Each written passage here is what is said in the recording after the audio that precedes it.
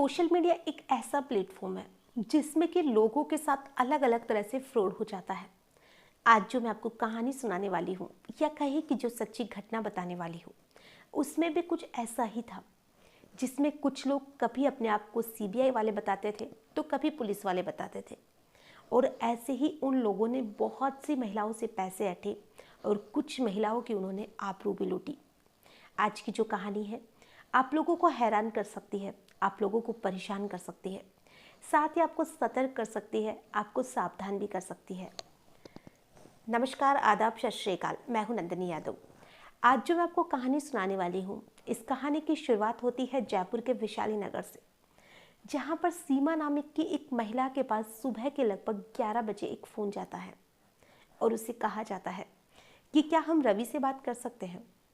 तो वो महिला कहती है कि वो तो मेरे पति है और वो अभी बैंक जा चुके हैं, क्योंकि रवि एक बैंक में मैनेजर था। अब उधर से जो अब की बार आवाज़ आती है वो थोड़ा गुस्से में थी और सीमा से कहा जाता है कि मैं सीबीआई से विजय बात कर रहा हूँ और आपके पति ने बहुत सी महिलाओं के साथ कुछ गलत किया है और इसी की रिपोर्ट लिखाने एक महिला मेरे पास आई है। तो जल्दी से जल्दी हम तुम्हारे पति से कांटेक्ट करने की कोशिश कर रहे हैं, लेकिन वो फ़ोन नहीं उठा रहे हैं। तो जो सीमा थी वो अब की बार बहुत ज़्यादा डर जाती है और जो विजय बता रहा था अपने आप को, वो सीमा से कहता है कि एक महिला रिपोर्ट दर्ज कराने अभी हमारे पास आई हुई है, अगर आप चाहो तो मैं आपकी उससे बात करा सकता हूँ। तो उधर से वो दूसरी महिला सीमा से कहती है कि तुम्हारे पति ने मेरे साथ बहुत गलत किया है, मुझसे 50,000 रुपये लिए हैं और साथ ही उसने मेरे साथ ज़बरदस्ती करने की कोशिश भी की है। अब की बार जो सीमा थी वो बहुत ज़्यादा डर जाती है और वो बुरी तरह से रोने लग जाती है। वो उस महिला से कहती है कि मेरे पति ने जो कुछ भी किया उसके लिए मैं तुमसे माफ़ी मांगती हूँ। तो वो महिला कहती है कि तुम्हारे माफ़ी मांगने से ना ही तो मेरे पैसे वापस आएंगे और ना ही मेरे साथ जो भी गलत करने की कोशिश की गई है वो कभी सही हो पाएगा। अब जो सीमा थी वो बहुत ही ज़्यादा डर जाती है और वो उस महिला से कहती है कि मैं तुम्हें 50,000 के बदले 1 लाख रुपए दे दूंगी, लेकिन तुम अपना केस वापस ले लो। अब की बार जो महिला थी पहले तो कहती है कि नहीं नहीं, मैं ऐसा नहीं करूँगी, और वो थोड़ा यूं ही करने का नाटक करती है। लेकिन जब सीमा उसे बहुत बार कहती है तो वो महिला कहती है कि ठीक है, तुम मुझे 1 लाख रुपए मेरे वापस रिटर्न करो, इसके बाद में मैं अपना केस वापस ले लूँगी। तो जो सीमा थी वो कहती है कि ठीक है, मैं तुम्हें कल तुम्हारे पैसे वापस रिटर्न करवा दूंगी, मैं अपने पति से बात करूंगी, उनसे पैसे लूँगी और तुम्हें दे दूंगी। लेकिन उधर जो महिला थी वो कहती है कि नहीं, मैं अभी थाने आई हुई हूँ और अगर तुम अभी मुझे पैसे दोगी तो ही मैं अपना केस वापस लूँगी, नहीं तो मैं अभी रिपोर्ट दर्ज करा दूँगी। मैं तुम पे ऐसे विश्वास नहीं कर सकती हूँ, और रही बात तुम्हारे पति की, उस इंसान पे तो मुझे बिल्कुल भी भरोसा नहीं है। अब जो सीमा थी वो कहती है कि ठीक है, मैं तुम्हें तुम्हारे पैसे अभी वापस कर दूंगी, बताओ कहाँ देने हैं। तो वो महिला एक जगह का नाम लेती है कि मैं तो नहीं आ सकती हूँ, लेकिन मैं अपने पति को या किसी और इंसान को वहाँ पर भेजूंगी, तो तुम उससे वो पैसे दे देना।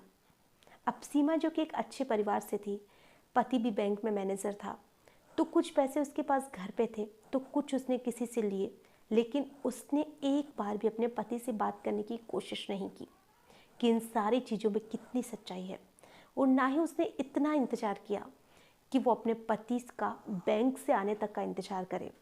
अब जो सीमा थी उसने पूरी बेवकूफ़ी दिखाई और वो पैसे लेकर जिस जगह उस महिला ने कहा था वो वहाँ पर पहुँच जाती है। उसके पास एक गाड़ी आकर रुकती है और उसे कहा जाता है कि ठीक है, तुम गाड़ी में बैठ जाओ और हम तुम्हें उस महिला के पास लेकर चलते हैं। अब सीमा ने दूसरी बेवकूफ़ी दिखाई कि वो उस गाड़ी में भी बैठ गई थी। शायद सीमा को एक ही जुनून सवार था कि उसे कैसे भी करके अपने पति को बचाना है, वरना तो उसके पति को जेल हो जाएगी। तो वो बहुत ज़्यादा डरी हुई थी, या उस समय कहे कि उसका जैसे तो दिमाग ही काम नहीं कर रहा था।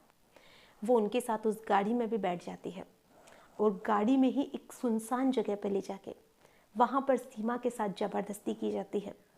और सीमा जब उन लोगों को 1 लाख रुपए भी दे देती है और सीमा से कहा जाता है कि तुम्हारे पति ने भी तो मेरी बहन के साथ ऐसा ही किया है, तो मैं भी तुम्हारे साथ ऐसा ही करूँगा। लेकिन फिर भी सीमा उनसे कुछ नहीं कह पाती है क्योंकि उसे बहुत ज़्यादा डर सता रहा था।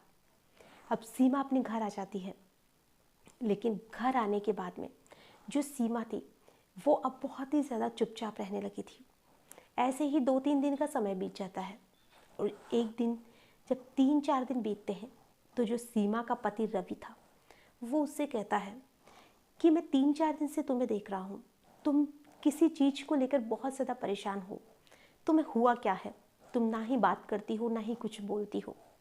तो सीमा पहले तो कुछ नहीं बताती है, लेकिन जब उसका पति उसे बहुत सी बार पूछता है तो अब की बार सीमा उससे कहती है कि जो गलत तुमने किया है या तुम्हारी जो भी हरकतें हैं उसकी सज़ा मुझे मिली है। तो उसका पति कहता है कि मैंने ऐसा क्या किया है?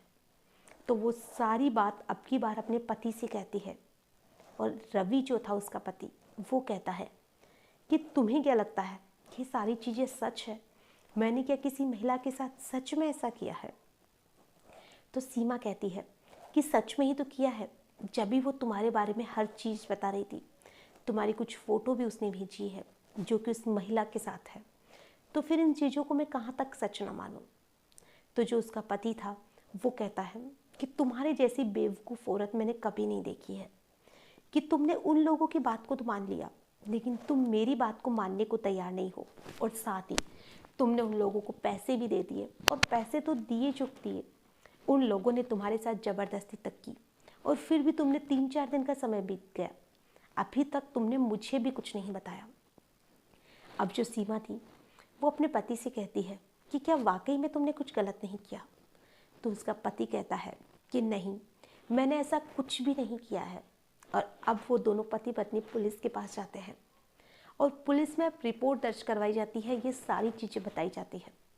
तो जो पुलिस वाले थे वो कहते हैं कि हमारे पास और भी 4-5 जयपुर से ही ऐसे केस आ चुके हैं जिसमें कि उन महिलाओं के साथ भी कुछ ऐसा ही गलत हुआ है।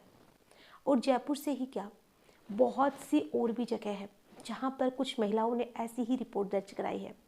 कुछ महिलाएं समाज के डर से, परिवार के डर से चुप बैठ गई, तो कुछ महिलाएं हिम्मत करके आगे भी आई थी। अब वहाँ पर उस महिला ने जब रिपोर्ट दर्ज कराई तो वहाँ पर पुलिस ने उसका हुलिया पूछा जिसको कि उसने पैसे दिए थे या ज़बरदस्ती की थी, और कुछ ही दिन के बाद में उस व्यक्ति को पकड़ भी लिया क्योंकि उसकी गाड़ी का नंबर था वहाँ पर। कुछ सीसीटीवी फुटेज में वो जो उसकी गाड़ी थी वो कैद हो गई थी, तो उसके नंबर भी मिल जाते हैं, और जिस नंबर से उसके पास फ़ोन आता है उसकी सीडीआर निकलवाई जाती है। तो ऐसे करके पुलिस किसी ना किसी तरह से उन लोगों को पकड़ लेती है और पता चलता है कि वो दिल्ली का रहने वाला एक शख्स था जो कि अपनी एक टीम बना रखी थी उसने, जिसमें कि लगभग 20-25 लोग थे, और वो ऐसी ही औरतों को अपना निशाना बनाते थे जो कि अच्छे परिवार से आती थी या उनके पति अच्छी खासी जॉब करते थे या कुछ अच्छा खासा बिजनेस करते थे जिससे कि उनको पैसे मिल सके, और वो उन्हीं महिलाओं को निशाना बना के उनसे यूं ही पैसे लूटते थे। और अगर कोई महिला उन्हें पसंद आ जाती थी तो वो उनकी आबरू के साथ भी खिलवाड़ किया करते थे।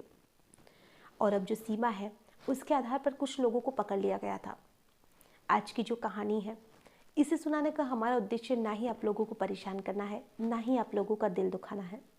हमारा उद्देश्य बस इतना सा है कि आजकल अलग अलग तरह से लोग फ्रॉड करते हैं, सबके अपने अलग अलग तरीके होते हैं, लेकिन अगर ऐसी चीज़ें किसी के साथ भी होती है तो सीमा की तरह बेवकूफ़ी का परिचय ना देते हुए आप पुलिस के पास जाइए या फिर अपने घर वालों से इस चीज़ को लेकर डिस्कस करिए, क्योंकि इन चीज़ों में कितनी सच्चाई है कितनी नहीं है ये तो आप अपने जब घर वालों से, या अगर आपके साथ सीमा जैसा कुछ हो रहा है तो आप अपने पति से बात करेंगे, तभी इन चीज़ों का जो भी सच्चाई है वो सामने आएगी और आप पुलिस के पास भी जा सकती है, तभी इन सारी चीज़ों की सच्चाई पता चलेगी। तो आप भी सीमा जैसी किसी भी बेवकूफ़ी का परिचय ना देते हुए किसी अच्छी चीज़ का परिचय दीजिए, थाने जाइए या किसी से डिस्कस करिए। जो भी ये सारी चीज़ें या जो भी ये फ्रॉड है इन्हें पकड़वाने की ज़रूरत है। इन्हें वापस से अगर किसी के साथ फ्रॉड होता है तो लोगों के डर से या समाज के डर से चुप बैठने की ज़रूरत नहीं है, क्योंकि अगर आप में से कोई भी ऐसा करेगा तो इन लोगों को और ज़्यादा बढ़ावा मिलेगा। आज की जो कहानी है इसमें बस इतना ही, फिर मिलेंगे ऐसी ही किसी नई घटना के साथ। तब तक के लिए नमस्कार।